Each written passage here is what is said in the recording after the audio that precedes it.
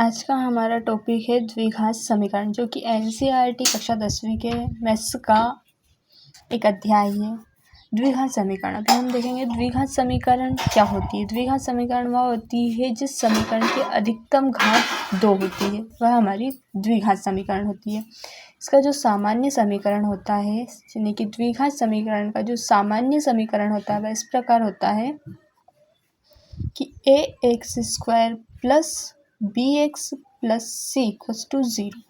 यह हमारी द्विघात समीकरण का सामान्य समीकरण है। इसमें एक चीज़ विशेष ध्यान रखना होती है कि a बराबर नहीं 0, यानी कि a का मान 0 नहीं होना चाहिए। यदि a का मान 0 हुआ तो x² का उससे मल्टीप्लाई होगा और वह पूरा 0 हो जाएगा, यानी कि हमारी पूरी घात का मान, हमारी पूरी समीकरण की अधिकतम घात 2 नहीं हो पाएगी। फिर ये x की घात यहाँ पे एक है तो एक ही रह जाएगी, तो वह द्विघात समीकरण नहीं रह जाएगी। इसलिए ध्यान रखना है कि a का मान 0 नहीं होना चाहिए, तो यह हमारी सामान्य समीकरण और यह हमारी द्विघात समीकरण कहलाती है। वहीं इसी के जैसा होता है द्विघात बहुपद।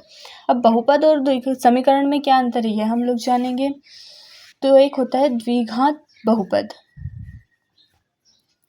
उसकी भी सामान्य समीकरण लगभग यही होती है, परंतु उसमें बराबर नहीं होता है, यानी कि ax² plus bx plus c, बस इतना ही उसका सामान्य समीकरण होता है द्विघात बहुपद का। वहीं द्विघात समीकरण का होता है यह वाला, यानी कि इसमें बराबर के उधर वैल्यू नहीं होती और समीकरण में बराबर के इधर और उधर दोनों साइड वैल्यू होती है। यानी कि द्विघात बहुपद में नहीं है, इसलिए बताया क्योंकि इससे जो पिछला अध्याय है उसमें द्विघात बहुपद ही है, यानी कि बहुपद से रिलेटेड है, तो वहाँ पे द्विघात बहुपद भी आती है।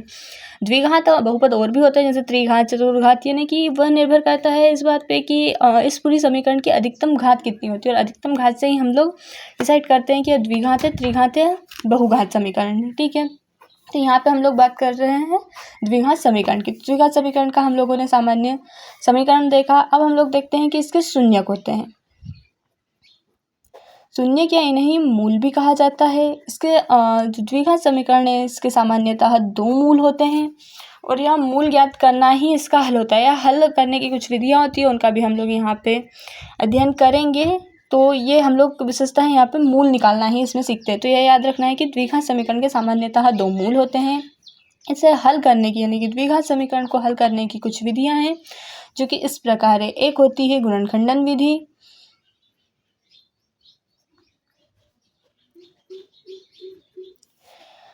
वहीं दूसरी होती है पूर्ण वर्ग विधि, जो कि पहले हमारे एनसीईआरटी 10th के मैथ्स में हुआ करती थी पूर्ण वर्ग विधि, परंतु कोविड के बाद से यह विधि हटा दी गई है, इसलिए अभी हमें यहाँ पे यह नहीं पढ़ना है।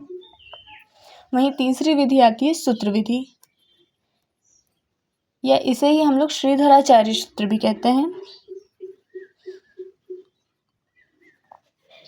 श्रीधराचार्य सूत्र, इस सूत्र को हम लोग क्यों कहते हैं इसके हल करने को, क्योंकि गणितज्ञ श्रीधराचार्य जी ने ही इस सूत्र का प्रतिपादन किया था, इसलिए इसे श्रीधराचार्य सूत्र नाम से भी जाना जाता है। अब हम देखते हैं कि वह वाला सूत्र क्या था। वह था x is equals to -b plus or minus under root b² minus 4ac और होल अपान में 2a। यह जो सूत्र है यह है श्रीधराचार्य जी का सूत्र, और इस सूत्र से भी हम लोग द्विघात समीकरण को हल करते हैं, यानी कि उसके मूल ज्ञात करते हैं। अब देखते हैं यहाँ पे इस विधि का उपयोग करने के लिए पहले हमें इसको चेक करना होता है, यानी कि जो समीकरण दी गई होती है उसे हमें चेक करना होता है कि इसके वास्तविक मूल निकलेंगे भी या नहीं, या निकलेंगे तो किस माध्यम के, मतलब किस कंडीशन के निकलेंगे, यानी कि वास्तविक मूल होंगे या वास्तविक मूल नहीं होंगे, या वास्तविक भिन्न मूल होंगे या वास्तविक समान मूल होंगे। तो वह हम देखेंगे इतनी समीकरण से। इसे हम लोग कहते हैं विविक्त कर। विविक्त कर के सूत्र में हम इसे मान रखकर उसको वेरीफाई करेंगे। विविक्त कर का सूत्र होता है capital D is equals to b² minus 4ac। इस सूत्र में मान रखकर हम समीकरण को वेरीफाई करेंगे, यानी कि यदि इस d का मान, यानी कि d की वैल्यू यह है, तो d का मान, या फिर हम कहें कि b² माइनस 4ac का जो मान आता है वह यदि 0 से बड़ा होता है तब इसके वास्तविक व भिन्न मूल होते हैं, और यदि इस d का या b² माइनस 4ac का मान जब 0 से छोटा होता है तब इसके कोई वास्तविक मूल नहीं होते,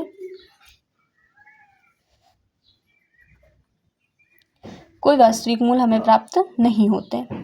वहीं यदि इस d या b स्क्वायर माइनस 4ac का मान 0 के बराबर होता है तब वास्तविक मूल होते हैं, तब वास्तविक मूल तो प्राप्त होते हैं, पर मूल कैसे होते हैं, समान होते हैं, यानी कि समान व वास्तविक मूल हमें प्राप्त होते हैं। तो यह इसकी कुछ विधि है और यह हम लोगों ने देखा द्विघात समीकरण के बारे में सामान्य जानकारी। अब हम इससे प्रश्न हल करना देखते हैं, उससे हमें और अच्छे से समझ आएगा द्विघात समीकरण के बारे में।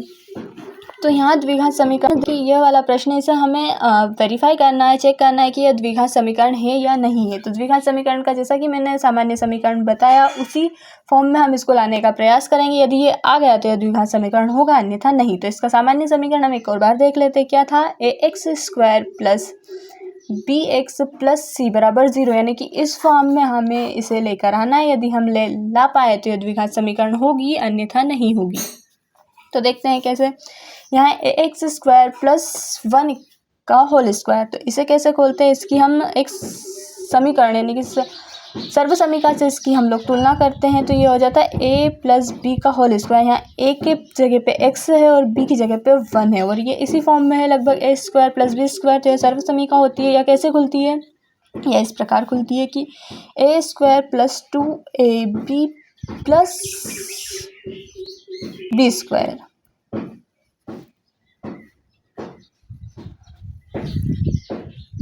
तो इस तरह हम इसको खोलेंगे। तो कैसे खुलेगा, a की जगह पे हम लोगों ने देखा जैसे कि x है तो यहाँ आ जाएगा x स्क्वायर प्लस 2ab, 2 इंटू a का मान है x इंटू b का मान है 1 प्लस बी स्क्वायर यानी कि 1 का स्क्वायर। तो इसे देखते हैं कैसे खुलेगा कि x square plus 2x plus 1, और हमारे पास बराबर के इधर भी संख्याएं हैं। तो यह हम लोग देखते हैं यह क्या है कि यहाँ आ जाएगा 2x स्क्वायर। यह तो हमने सिर्फ समझने के लिए किया है, ठीक है। तो इसको हम लोग यहाँ नहीं छोड़ते, वैसे यहीं से कंटिन्यू करते हैं। इसका यहाँ पे हम लोग जैसे मल्टीप्लाई करेंगे तो 2x, और इसका अंदर मल्टीप्लाई करेंगे 2 का 3 में तो माइनस का 6, और इसे हल किया तो यह आया 2x minus 6 as it is. अब इसे हम लोग देखते हैं। अभी हम लोगों को पता है कि बराबर के चिन्ह के उधर जो संख्या प्लस में होती है वह इधर आने पे माइनस हो जाती है, और जो माइनस में होती है वह प्लस में चली जाती है, और जो मल्टीप्लाई में होती है वह डिवाइड में चली जाती है, और जो डिवाइड में होती है वह मल्टीप्लाई में आ जाती है। तो देखते हैं इससे क्या होगा कि एक्स स्क्वायर ही है प्लस 2x भी एज इट इज़, वहीं इधर भी x की वैल्यू इधर रखिए तो इस x की वैल्यू को हम इधर उठा के लेके आएंगे। तो यहाँ प्लस में तो इधर आके ये 2x माइनस में हो जाएगा, वहीं प्लस 1 एज इट इज़, और यहाँ जो 6 माइनस में दे रखा है वो इधर आने के बाद प्लस में हो जाएगा। तो ये हो गया प्लस का 6, और इस फर्स्ट रो में बचा यहाँ पे फिर सिर्फ 0। अब ये यहाँ पे दो समान संख्याएं हैं, समान वैल्यूज है, पर अपोजिट साइन के साथ है, विपरीत चिन्ह के साथ है। तो ये अब एक दूसरे को कैंसिल आउट कर देंगे। तो यहाँ बचा एक्स स्क्वायर प्लस इन दोनों का 7 = 0। तो यह अब हमारे पास ये जो समीकरण हमें प्राप्त हुई इसकी अधिकतम घात 2 है, अतः हम कह सकते हैं कि यह द्विघात समीकरण है। अब इसकी तुलना यदि हम इससे भी करके देख लेते हैं और अच्छे से हमें समझ आएगा। जैसा कि हम लोगों ने देखा यहाँ पे एक्स स्क्वायर के फॉर्म में होना चाहिए। तो यहाँ पे a की वैल्यू क्या है, एक्स स्क्वायर तो हम लोगों के पास, अब a की वैल्यू क्या है, तो यहाँ पे a की वैल्यू 1 है, यानी कि इसके आगे कुछ नहीं है। तो मैथ्स के रूल के अकॉर्डिंग यहाँ पे 1 है, इसके मल्टीप्लाई में 1 है। वहीं यदि अब हम लोग देखें यहाँ bx, तो b की वैल्यू यहाँ पे क्या है 0, जैसा कि हम लोगों ने देखा यह वाली टर्म हमारी 0 हो गई। इसे एक और हम स्टेप लिख लें ताकि हमें और अच्छे से समझ आए कि एक्स स्क्वायर प्लस 0 प्लस 7 = 0, ये हमें प्राप्त हुआ। इससे हम लोग ये चीज़ लेके आए थे। तो कैसे कि यहाँ पे b का मान क्या है, 0 है। तो b का मान 0 है, अतः b का मल्टीप्लाई x में होगा, अतः यह भी 0 होगा, यानी कि यह पूरी टर्म हमारी क्या हो गई, 0। वहीं c का मान अब हम लोग देखें तो c का मान हम लोगों को दे रखा है, यह c का मान दे रखा है यहाँ पे हमें 7, ठीक है। तो इस तरह से हमारे पास प्राप्त हुई है आखिर में यह समीकरण, क्योंकि यहाँ 0 है तो इसे हम लोगों ने नेग्लिजिबल कर दिया और हम लोगों ने सिर्फ लिख लिया कितना, एक्स स्क्वायर प्लस 7 = 0, ठीक है। तो यह हमारी प्राप्त हुई हमें एक समीकरण। तो अतः हम कह सकते हैं इसका इस सामान्य समीकरण से तुलना करने पर जो हमें समीकरण प्राप्त हुई उसकी, तो हम कह सकते हैं कि यह जो हमें प्राप्त हुई है एक द्विघात समीकरण है, अतः यह हमारी एक द्विघात समीकरण है, ठीक है। इसके आगे अब हम लोग देखते हैं गुणनखंडन विधि से एक प्रश्न हल करके, इससे हमें गुणनखंडन विधि भी समझ आ जाए। तो यह हमारे सवाल दे रखा है, इसे हमें गुणनखंडन विधि से हल करना है या इसके मूल ज्ञात करने हैं। तो हम लोग देखते हैं गुणनखंडन विधि। गुणनखंडन का अर्थ होता है इसको खंडों में विभक्त करके इसका हल करना, ठीक है। तो हम लोग देखते हैं कैसे करेंगे। 2x², तो 2x² एज इट इज। इसमें यह होता है कि यहाँ जो a की पोजीशन पे जो वैल्यू यानी कि 2 और जो c की पोजीशन पे वैल्यू यानी कि 3, इन दोनों का हम लोग मल्टीप्लाई करते हैं। इन दोनों के मल्टीप्लाई करने पे जो वैल्यू आती है उसको इस प्रकार गुणनखंडित करते हैं, इस प्रकार विभक्त करते हैं कि उसे प्लस या माइनस करने पे तो हमें प्राप्त होना चाहिए यह b की वैल्यू यानी कि यह पूरा इतना इतना मान, ठीक है। और यदि हम उन दोनों का मल्टीप्लाई करते हैं तो हमें प्राप्त होना चाहिए इन दोनों की मल्टीप्लाई से जो वैल्यू बनी है वह वाली, यानी कि यदि हम इसे a माने तो a इंटू सी का मान होना चाहिए, उसे इस प्रकार गुणनखंडित किया जाना चाहिए कि उसका जो मान हमें प्राप्त हो यानी कि उस वैल्यू को फिर प्लस या माइनस करने पे हमें b के बराबर मान प्राप्त होना चाहिए, ठीक है, प्लस या माइनस करने पे। तो इस तरह से हम लोग इस चीज़ को विभक्त करेंगे। तो अब हम लोग देखेंगे 2 इंटू 3 का हम यदि मल्टीप्लाई करें तो हमें 6 प्राप्त होता है। अब इस 6 को हमें इस तरह से विभक्त करना है, इस तरह से तोड़ना है कि हमें बीच में 5 प्राप्त हो और उन दोनों को गुणा करने पे हमें 6 प्राप्त हो। तो हम इसे तोड़ेंगे 2 और 3 के ही फॉर्म में। कैसे, जैसे कि यहाँ पे दिया है -5x, तो यहाँ पे -5x ही हमें लेके आना है। तो -5x कैसे आएगा, 2x माइनस 3x। तो अब -2x और -3x को यदि हम लोग देखें तो यह बनता माइनस का 5x, यानी कि चिन्ह सहित आनी चाहिए वैल्यू। तो ये हम लोगों की चिन्ह सहित वैल्यू आ गई है। वहीं प्लस में हम लोगों ने यहाँ देखा तो 3 है इक्वल्स टू 0, और इन दोनों का जब हम 2 और 3 का यदि मल्टीप्लाई करते हैं तो हमें 6 प्राप्त होता है, जो कि 6 हमें यहाँ प्राप्त हुआ है, ठीक है। अब हम लोग यहाँ देखते हैं, अब इसे हम लोगों ने गुणनखंडित तो कर लिया, अब हमें इसका करना है, यहाँ आगे करते हैं हम लोग इसमें से कॉमन लेते हैं। तो इन दोनों में से हम लोग कॉमन लेंगे, इन दोनों वैल्यूज़ में से, और इन दोनों वैल्यूज़ में से हम लोग कॉमन लेंगे।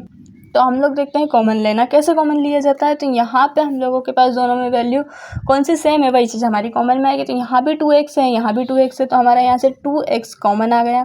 यहाँ कितना बचा, यहाँ क्योंकि x की यहाँ 2 थी तो यहाँ पे 2x थे, और यहाँ 2 सिर्फ सिंगल था तो 1x बाहर आ गया। अब बचा कितना, 1x माइनस यहाँ 2x ही था सिर्फ, और 2x बाहर आ गया, तो यहाँ बचा कितना, 1। कॉमन लेने का एक और तरीका, जैसे हम लोगों को यहाँ से 2x कॉमन लेना है, तो इस यह जो वैल्यू दे रखी है उसमें 2x से डिवाइड करते हैं, 2x²/2x। तो x से x कैंसिल आउट हो जाता है, वहीं 2 से 2 कैंसिल हो जाएगा, तो यहाँ बचा कितना, सिर्फ x। तो ये जैसे हमने यहाँ लिखा। वहीं अब 2x हम लोग कॉमन लेना है, तो यहाँ 2x है, तो 2x से 2x में डिवाइड करते तो यह पूरा कैंसिल हो जाता, तो यहाँ बचता कितना, 1, जैसा कि यहाँ बचा हुआ। अब यहाँ हम लोगों को वापस यहाँ भी कॉमन लेना है इस वैल्यू को।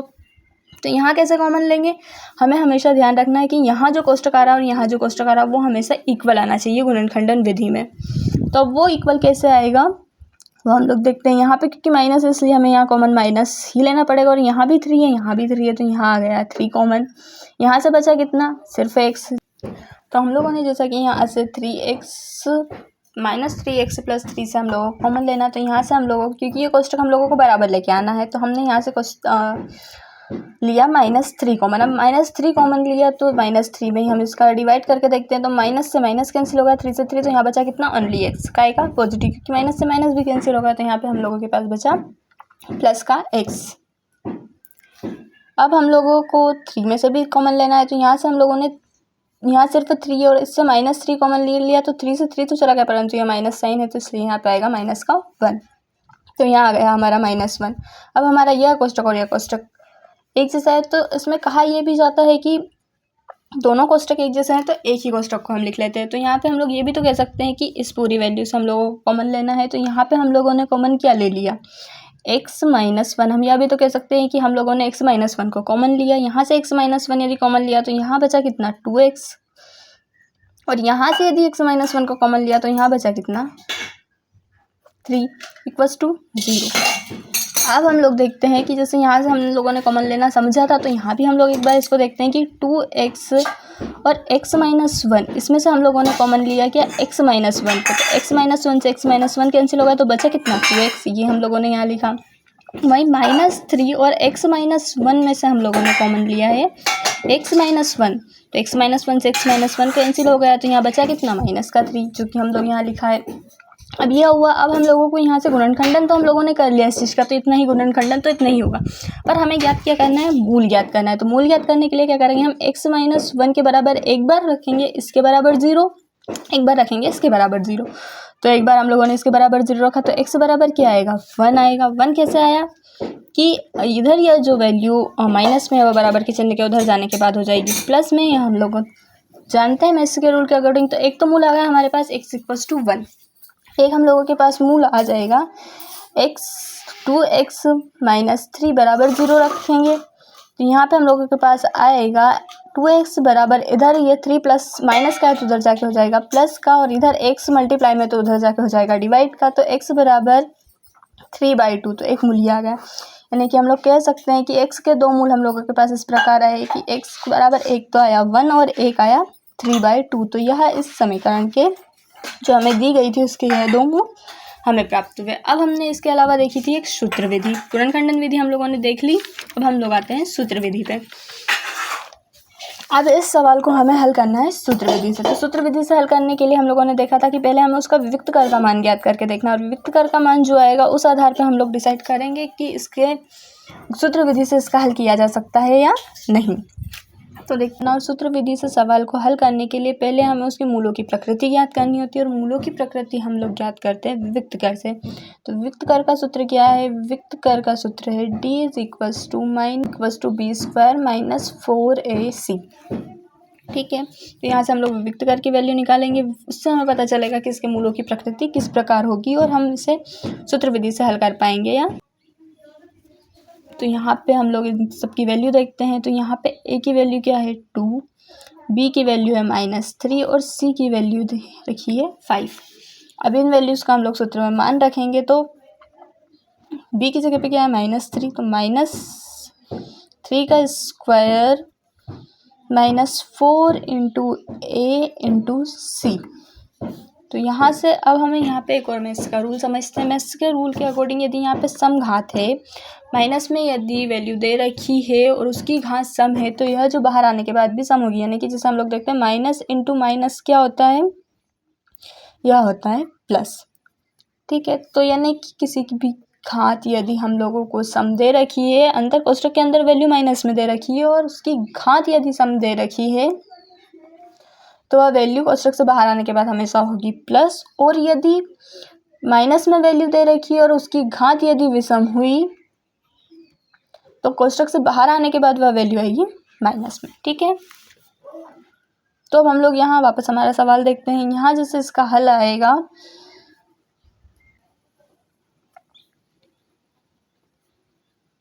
तो यहाँ से हमारे पास विविक्त कर की वैल्यू आई है माइनस में, माइनस का 33 माइनस में आई है, अतः यह वैल्यू 0 से छोटी है।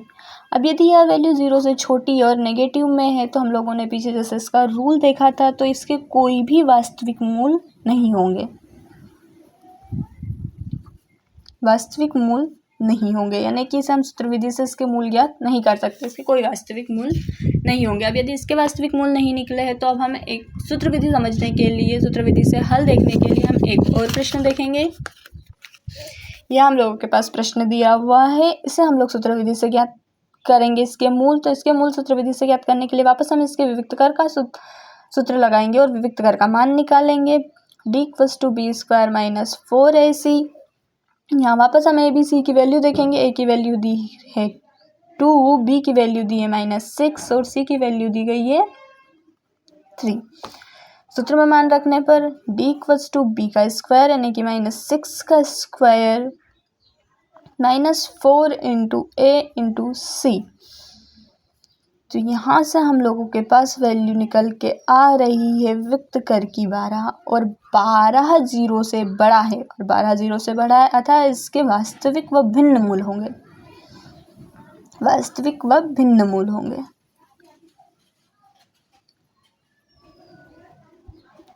ठीक है, तो वास्तविक व भिन्न मूल होंगे। तो अब इसे हम लोग मूल निकालने के लिए यहाँ पे श्रीधराचार्य जी का सूत्र लगाएंगे। श्रीधराचार्य जी का सूत्र क्या था? x = -b + r - √b² - 4ac और होल अपान में 2a। तो हम लोग अब सूत्र में मान रखेंगे। -b की वैल्यू दे रखी -6 प्लस r- इस चिन्ह को हम लोग पढ़ते प्लस r- इन एक बार प्लस और एक बार माइनस। b का स्क्वायर यानी -6 का स्क्वायर -4 × a यानी कि 2 और c यानी कि 3 होल अपान में 2 × 2। ठीक है, अब हम लोग देख चुके हैं इतना तो हम लोग हल कर ही चुके हैं। ये बी स्क्वायर माइनस 4ac, ये बी स्क्वायर माइनस 4ac, ये वाली वैल्यू हम लोग हल कर चुके हैं। इसका हमें मान कितना आया 12।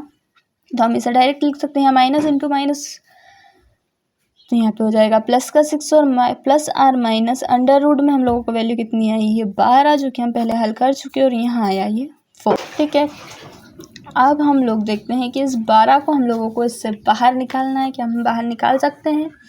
तो इसे इस प्रकार निकाला जाता है कि इसमें सबसे पहले सबसे छोटी संख्या यानी 2 से डिवाइड करते हैं। अभी एक में इसका गुणनखंडन यानी कि लघुत्तम समापवर्ती ज्ञात करने के लिए गुणनखंडन विधि द्वारा एक हल होता है। इससे हम लोग इसमें भाग लगाएंगे तो 6 आएगा, फिर 2 से भाग लगाया 3 आएगा, यानी सबसे छोटी संख्या से हम लोग भाग लगाते चले जाते हैं और फिर बढ़ाते चले जाते हैं। 3 से 1 आएगा। यहाँ पे इसके जोड़े बने, 2 के जोड़े बने तो एक 2 हम लोग इससे बाहर आ जाएगा। तो इसका हल होगा plus or minus 2 in under root 3/4। यहाँ तक हम लोगों ने इसको हल कर लिया। अब यहाँ पे हम लोगों ने जैसा कि देखा था, अब इसको हल करेंगे हम एक बार प्लस का साइन लेके, एक बार माइनस का साइन लेकर। ठीक है, तो हम लोगों ने माना प्लस चिन्ह लेने पर, पहले प्लस चिन्ह लेने पे हम लोगों के पास क्या हाल आएगा, तो 6 + 2 रूट 3/4। तो यहाँ से हम लोग के पास कॉमन आ रहा है क्या कुछ, हाँ, 2। यहाँ से हम लोग के पास 2 कॉमन आ जाएगा। यहाँ से यदि 2 कॉमन आया, यहाँ बचा 3 प्लस यहाँ बचा सिर्फ रूट का 3 और बटे में 4 है ही। अब इससे ये कट जाएगा तो यहाँ आएगा 2। तो एक हम लोगों के पास x की वैल्यू आ गई है 3 + रूट 3/4, यानी कि एक मूल हम लोगों के पास यह आ गया। अब हम लोग देखेंगे एक और मूल ज्ञात करने के लिए। अब यहाँ हम लोगों ने प्लस चिन्ह तो ले लिया था, अब लेंगे माइनस चिन्ह। तो माइनस चिन्ह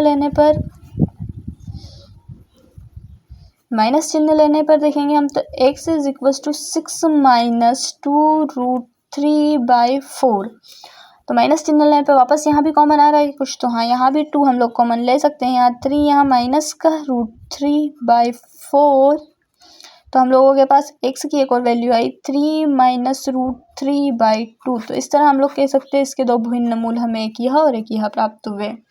एक है 3 + रूट 3/4 और एक है x = 3 - रूट 3/2। तो इस तरह से हम लोगों ने सूत्र विधि से भी मूल ज्ञात करना सीख लिया, गुणनखंडन विधि से भी सीख लिया, और द्विघात समीकरण का सामान्य इंट्रोडक्शन और विधियाँ हम लोगों ने देखी।